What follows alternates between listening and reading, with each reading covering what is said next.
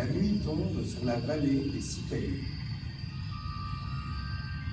Et un danger se tapit dans l'eau.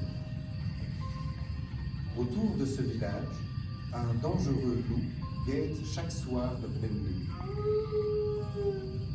Lorsque tous les habitants dorment profondément, ce monstre abominable sort de sa cachette, rentre dans une maison et kidnappe un enfant.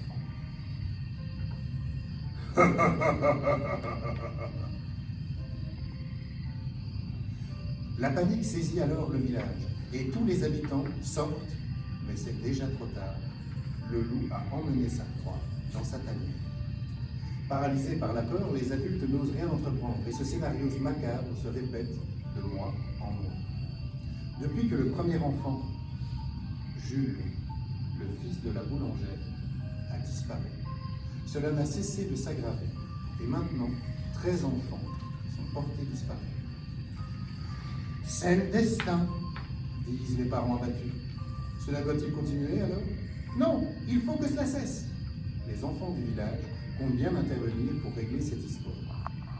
Discrètement, ils rassemblent alors toutes sortes d'objets qui pourraient les aider à fabriquer de longs liens.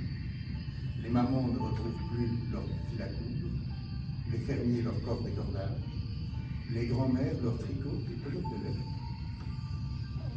Tout le monde se questionne, mais très vite les poches des enfants sont bien remplies. Ils s'attachent alors, tous, autour de leur taille, poignet ou cheville, une longue cordelette. Le prochain à être capturé laisserait alors une piste derrière lui, facile à suivre jusqu'à la tanière du loup. Ils étaient enfin prêts. Un mois passe. La pleine lune brille à nouveau haut dans le ciel. Tout le village dort lorsque tout à coup, Victor se fait emmener par le loup. Celui-ci, malgré la peur, prend son courage à deux mains et se met à crier, crier et crier pour avertir ses camarades.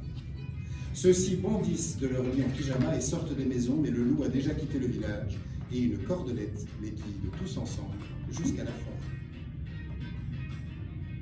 Ils marchent alors pendant un long moment. À mesure qu'ils avancent, la peur les saisit, jusqu'à ce qu'ils parviennent à sortir des bois embrumés, éclairés par la lune. Ils finissent par trouver l'entrée d'une grotte. Une odeur épouvantable et des bruits terrifiants en sortent. Cependant, Victor, Jules et tous les autres enfants ont besoin d'eux. Ils doivent être délivrés. Ils ne peuvent plus reculer. Courageusement, ils pénètrent donc dans l'antre du loup. Après un moment, avoir exploré la grotte silencieusement, la troupe trouve alors tous les petits-enfants disparus en cage dans une grande salle. Ils sont encore en vie. Ouf, le soulagement. Néanmoins, ceux-ci entendent encore des sanglots dans la salle.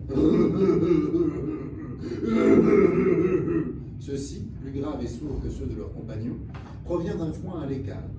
Les enfants s'y rendent alors sans tarder et découvrent avec stupeur qu'il s'agit du loup, la tête entre ses mains, qui pleure à chaudes larmes. Un des enfants, Marius, le plus courageux, s'avance vers le loup et demande alors « Mais loup, que se passe-t-il? Pourquoi as-tu enlevé nos amis? Pourquoi pleures-tu » Le loup, contre toute attente, se met à parler et dit ceci. « Je ne suis pas un loup. Je suis Jules, le fils de la boulangère. » Les enfants se regardent tous avec stupeur. Le loup poursuit.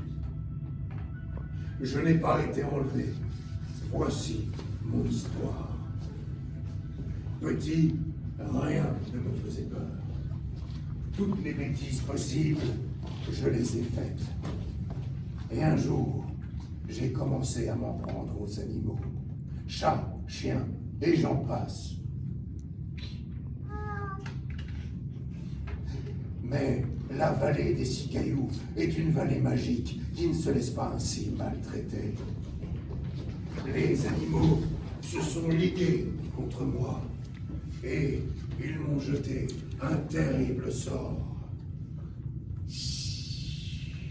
me transformant moi-même en animal.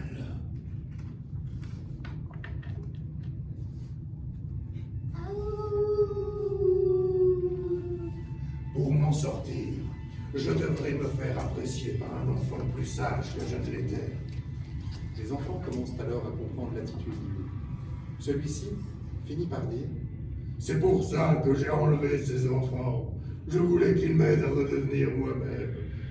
Je voulais en trouver un qui m'aimerait, mais tous ne faisaient que pleurer et pleurer encore. » Ce que le loup ignore, c'est que rien qu'en racontant son histoire, tous les enfants ont été attendris par son récit, et plus aucun n'était en train de pleurer. Mais des cris et des bruits commençaient à leur parvenir depuis l'entrée de la grotte. Pas le temps de parler plus. Le loup ouvre la prison et tous sortent de la caverne. Sur le devant de la grotte, la troupe tombe nez à nez avec les adultes du village. Ceux-ci, fourches et torches à la main, s'étaient enfin décidés à agir à la suite de la disparition de tous les enfants. Tuons-le, faisons-lui la peau. C'est pas un loup, c'est Jules, le fils de la boulangère. Pendant que les cris fusent de toutes parts pour se faire entendre, la boulangère s'avance et s'approche tout près du loup avant de lâcher. Mais c'est bien lui, c'est Jules, c'est mon fils. À ces mots, et grâce à l'amitié des enfants, le corps de la bête se met à trembler, à trembler, à trembler et à changer pour finalement redevenir celui d'un petit garçon. C'est ainsi que s'achève cette histoire. Depuis, dans la vallée de Sicayou, plus personne ne craignit le loup et les animaux furent traités comme des rois. Fin.